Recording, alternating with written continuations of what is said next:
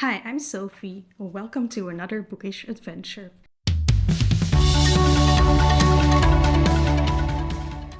I know it's evening, it's dark, and this might not be the best time to start a new vlog, but I really want a new book to read, and I've been dying to try this idea out. So we just have to deal with the darkness a little bit. This will be a blind date with a book vlog with 2 books. My husband actually gifted me these for Christmas 2024. He gave me 7 books. He picked them out in the bookstore and he wrote down the genres and a few words to describe them on the front.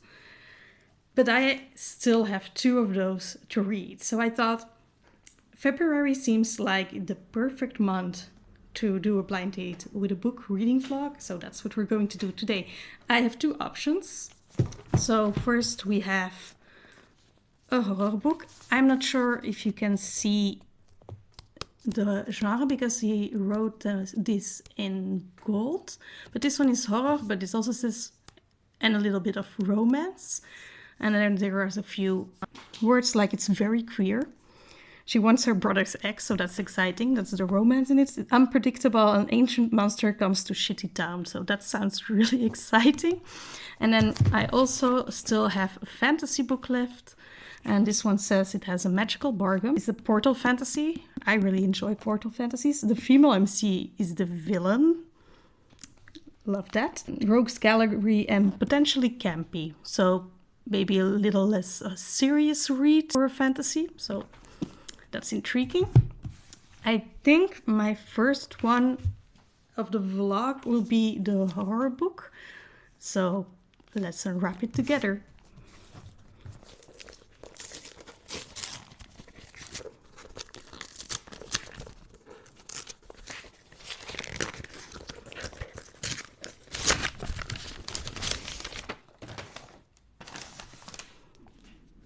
Ooh, okay. Feast While You Can. A truly monstrous romance by turns alluring and appalling, sexy and grotesque. I've never heard anything about this book. I love actually that my husband has picked a few books that I've never heard from before because it's more exciting because I probably would have picked them up myself. Let's just read the back because I don't know anything. There's a monster inside of Angelina Sico. All she wants is to walk her mongrel dog, hold court with her brother in their local dive bar, and bait hot queer women to her sleepy conservative hometown Cadence. Not sure if I'm pronouncing that right. The problem is, so does the monster.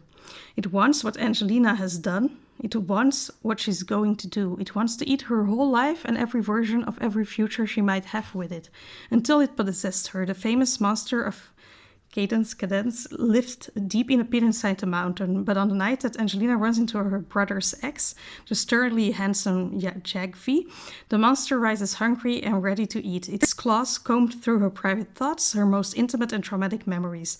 Only Jagvi's touch repels it, but the monster feasts on all the mess that makes up a life, and Angelina Sikos has never looked tastier.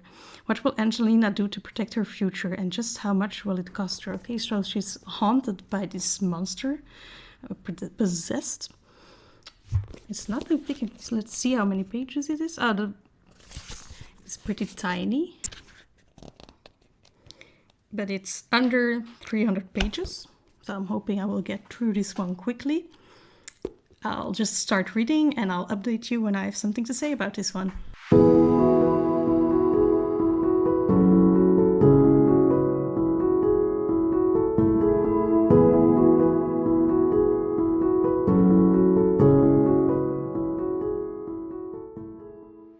I'm halfway through Feast While You Can, and it's intriguing. Not absolutely loving it. It's not a 5-star feeling, but I'm enjoying myself. It's very quickly because, I'm already halfway through and I didn't have the time to update you until now. And I thought, oh my god, maybe I will finish it before I get a chance to update. So I thought, now's the time before I finish this book. Horror starts very early in this book. It's about Angelina, who grew up in this small town. She still lives there. Her family is a bit of a peculiar family.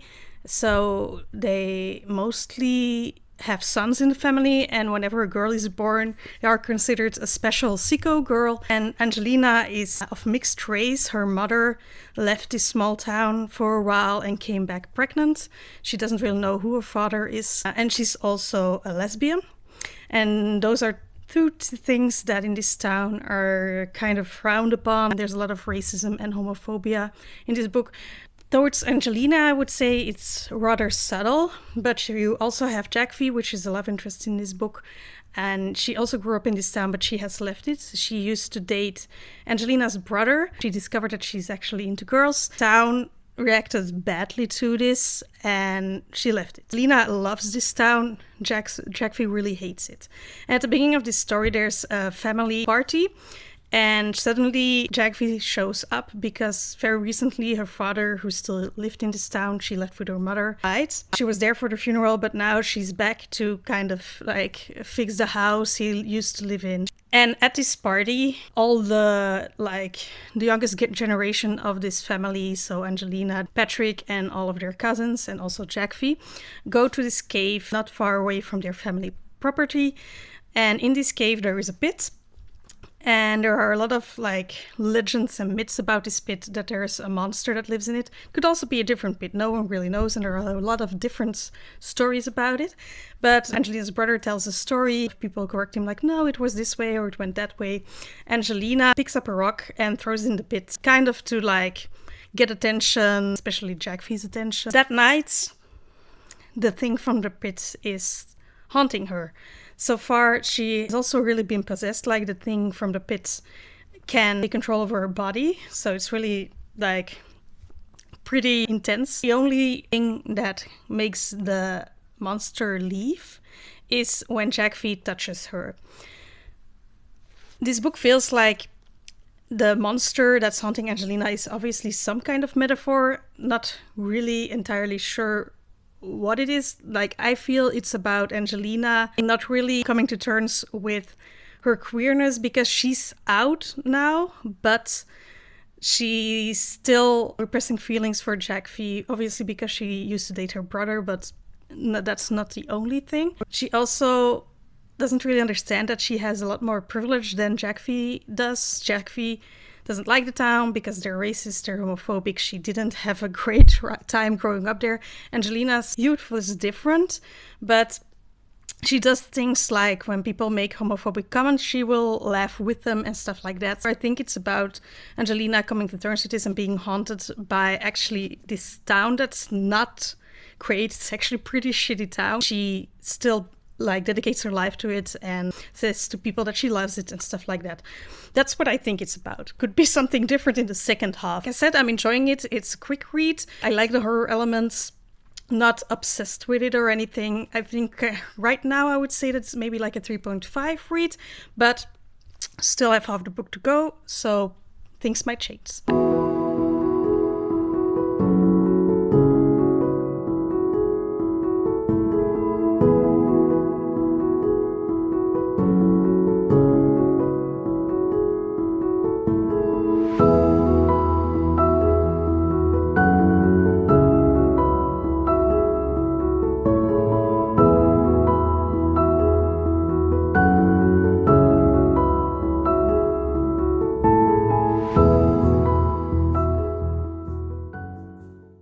I have finished Feast While You Can, and I'm giving it 3.5 stars. That's not surprising. I think I mentioned in my update that was what it felt like at the moment. It kind of felt like a 3.5 star throughout the entire book.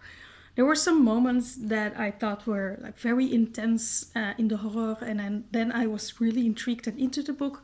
But there were also some moments that I was a little bit less intrigued. I enjoyed the book while I was reading it, but I didn't really feel the need to pick it up when I had put it down. I didn't think a lot about it when I wasn't reading. I did really like the romance. There was a moment I actually cried during one of the more romantic scenes. I do have to say, I did have a bad day when I read that, and I was very emotional because I hadn't slept at all. Last week has been a little bit rough. The ending has a twist that I did like, but then the last chapter and the epilogue left me wanting a little bit more out of the book. I do think that this book blends horror and romance really well. I don't think I've read a horror romance before. I've obviously read some horror books that have like a romantic subplot to them. Never books where the horror and romance is really meshed together and the romance is connected somehow to the horror. Last thing I want to say about this book, because I know that's something that a lot of people don't like in horror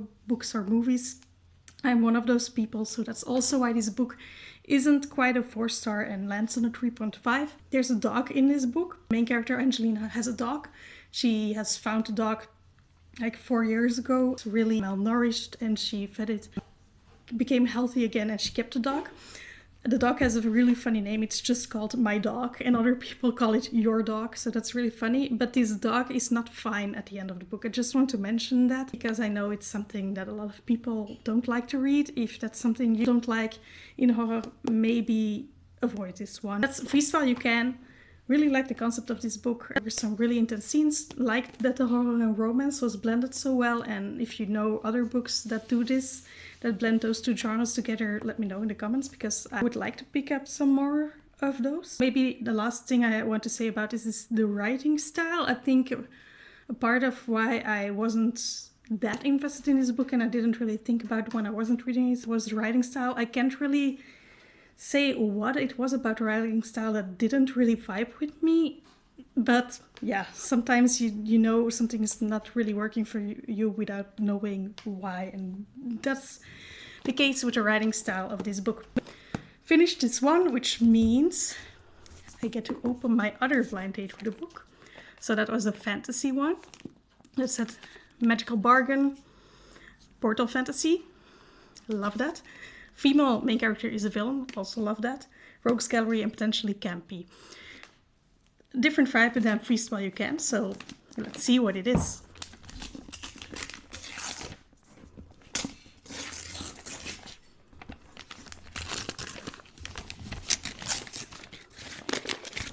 So this is, I hope you can see it, Long Live Evil by Sarah Rees Brennan. Okay, so I actually have heard about this book before. This one I hadn't heard anyone talk about. This one I have heard people talk about. The concept intrigues me, so that's good. But I do have to say I've heard mixed things about it. I don't really remember the reasons why some people didn't really like it, but I want to know what I think of it. So let's read the back actually. A tale for anyone who's ever fallen for the villain.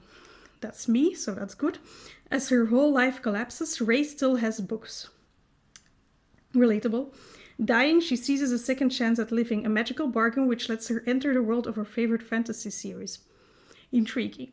I mean, I don't know if I would take that bargain, because a lot of fantasy books, you would probably die immediately in them, but I get it that she takes the bargain. She wakes in a castle on the edge of a hellish chasm, home to the once and forever Emperor, her favorite fictional character. He's impossibly alluring, as only fiction can be. However, in this fantasy world, she discovers that she's not a heroine, but a villainess in the Emperor's tale. Time to assemble a rogues gallery of villains and hatch an evil plot. Okay, so I'm guessing this also has a little bit of romance. Don't think it's a romantasy, but yeah, Long Live Evil. Let's get reading.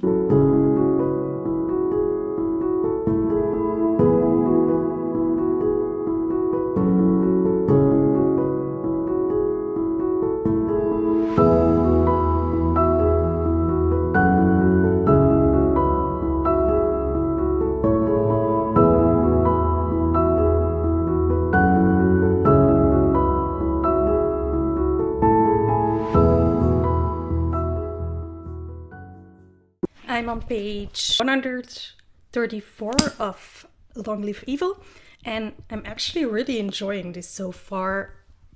I think I know why it doesn't work for everyone. A lot of people are mediocre about it, but we'll get into that. First, I'll tell you a little bit what it's about. We have Ray, and Ray is dying from cancer. She's in the hospital, and her sister Alice is reading books of Time of Iron to her. Alice is like the biggest fan of this series, and Ray, because of her illness, hasn't actually read all of the books, and because she can't concentrate, she like misses some details, but she's also really into this series because her sister is reading them to her. It does mean a lot to her as well. And when her sister leaves, she falls asleep, and then when she wakes, there's this mysterious woman sitting by her bedside. She doesn't know who she is, and she's telling her like, you're actually really dying, there's no hope anymore, but I can give you a second chance. If you walk through the door of your room, you will find yourself in Iam, thinking if I'm saying that right, which is the world of Time of Iron. And there you have to find the flower of,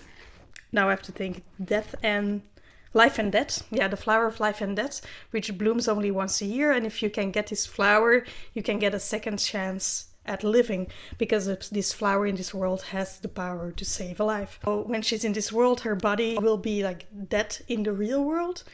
And if she can't get this flower, she will be stuck in the world of Time of Iron forever, and she will die in the real world. So that's kind of the setup of the book. The woman also says you will like be the character in the book series that fits you the most. Ray doesn't believe this, but she's still like, okay, well, I'll walk through this door. I have nothing to lose. Actually finds herself in the world of Time of Iron as one of the villains, a lady dipped in blood. Ray is the kind of character that's just like embraces the fact that she's a villain in this story immediately. She isn't like confused about what's happening.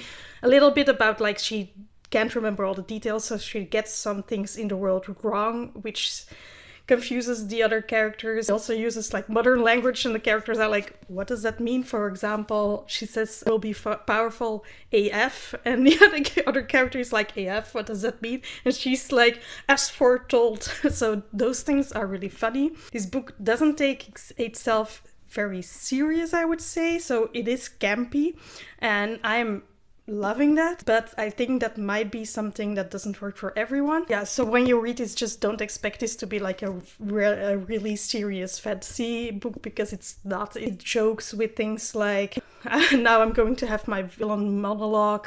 I'm actually having a great time with this one. There are two things that I like a little bit less, and that's the fact that this is multi-POV. Not that I have anything against multi-POV, I actually really like that, but the other POVs we get, so we have Ray, which is the first POV we get, and then we get a few, like now we've gotten, I think, 2 other characters in this world, and I don't really understand why we're following these other characters. Maybe that will become more relevant, but right now I'm only really invested in the chapters when we're following Ray, because she's not from this world, and that's the thing I find interesting. Maybe that will change. Maybe I will see why we're getting these other POVs, but at the moment, I wish this would have been single POV. And then the other thing, I'm not really sure if it's the book or if it's me, because I'm having trouble sleeping. Like last week, I didn't sleep at all for 2 nights. And then at the beginning of this week, there were a few nights where I just didn't sleep enough. So my brain has been very vague and slow. Sometimes in this book I'm a little bit confused, and I have to reread a few sentences or a paragraph to understand what is happening. But that could be because I'm having trouble with processing information, and maybe it's not the book's fault. So I'm not really sure. I'm trying to break the cycle of not sleeping enough. It's getting a little better, but I don't want to say that too soon. Be like when I'm a little bit less fake, I can tell you if that's actually, the book is actually confusing sometimes, or if it's just a me thing because I'm tired. So yeah, really enjoying this book. It makes me laugh out loud sometimes. And I'm really curious where it's going, because there has been a twist in the story already that I didn't see coming, and that I'm really intrigued about how that will develop further. So I will read a little bit more.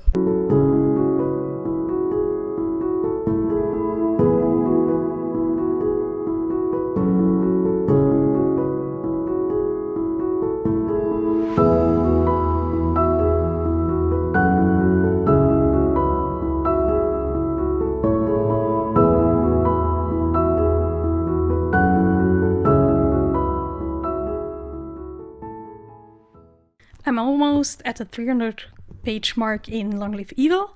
I have like a little less than 150 pages left, so I wanted to do one last update before I finish this. I'm still really enjoying it. I really like about the story is how Ray, who is from our world, has been transported to the world of this book series, is actually having a lot of influence on the story. So the story is changing a lot. She's trying to fix it, but I actually feel like everything she does is just going to make the story change more and more. There's been this event that she was like, whoa, that's not supposed to happen until book 3 in the series, and she's in book 1. I also love that this has undead in it. That's just something I always like if there's zombies undead. Like it. Kind of getting into the other POVs a little bit more, but I still wish that this was first person. So that is still something that's slightly impacting my enjoyment when I'm reading from those other POVs. And then I told you last time that I wasn't sure if confusing parts were just me being tired or the book, and now I can say that it is definitely the book because I'm a lot more well-rested. I'm not so vague in my head anymore, and I still have trouble sometimes with what is happening in the book, and I still have to reread some sentences or a paragraph. So I just think that it's a little bit of a chaotic story. Not really something wrong with your writing style, but just sometimes a little bit confusing with things that are suddenly happening. Yeah, I don't think I would recommend this book to everyone because it's definitely not a fantasy that takes itself very seriously. It's very campy. The main character is not very likable, but I think she's hilarious. Everything is a bit like grotesque, I would say, everything is a little bit over the top. The main character is also over the top, even though she's from our world. So that's just something to know when you want to pick this book up, that it's not very serious. But I'm having a good time with it. I'm embracing the camp. I'm embracing the fact that it's over the top. I'm not sure where the ending will take us, so we'll see what I think at the end. Right now I'm leaning towards a 4-star. We'll see, because the ending of a book can impact my rating a lot. It can go up or down depending on what happens. I'll check in with you again once I have finished this one.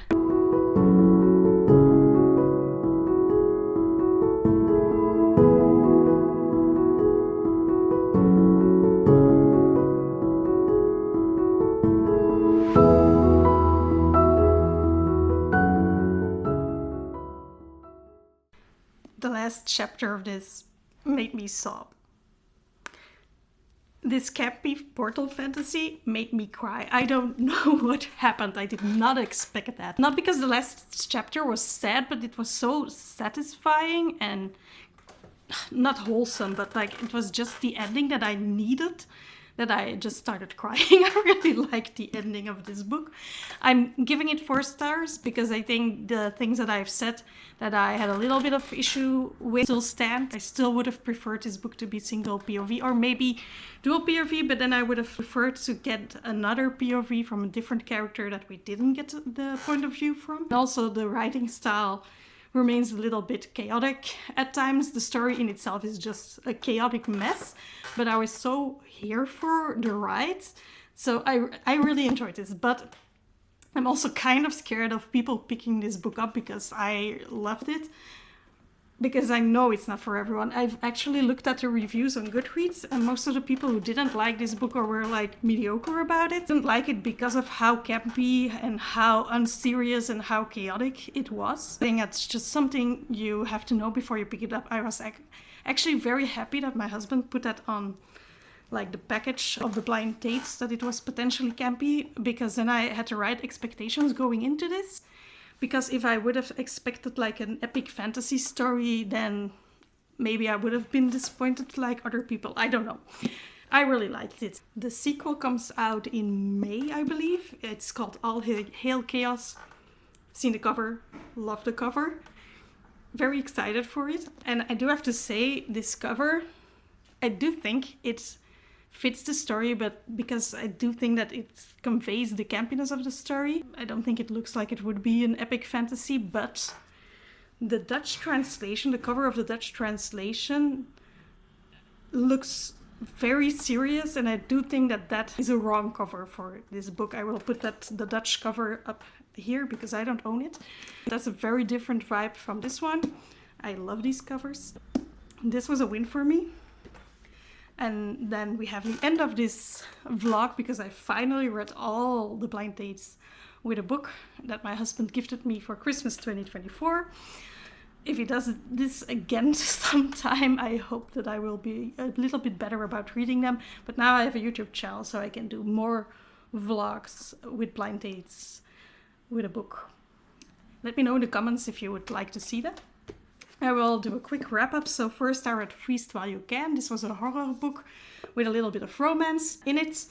I gave this one 3.5 stars, enjoyed it, but I wasn't like obsessed with it or anything. It was just like an okay read, a very quick and enjoyable read at the time. I don't think I will ever reread this, but I would still recommend it if you're looking for a sapphic horror / romance book. Then we read Long Live Evil. Gave this one 4 stars. Very campy, very fun time. Unexpectedly emotional at the end, because I just got very attached to the characters. So yeah, that's it. Hope you enjoyed this vlog. Let me know down below if you would like to see more vlogs like this, or if you have ideas for other vlogs. Also let me know. Let me know actually if you have read any of these. Like Feast While You Can, I have actually never heard anyone talk about, so I would be interested if any one of you has read it. And let me know if you've read Long Live Evil, what you thought of it. Did you like the campiness of it, or was it too much for you? And please hit the subscribe button if you want to follow me on my next bookish adventure. I post videos whenever I have the time for it, and I don't really have a schedule, and I will see you in whatever comes next.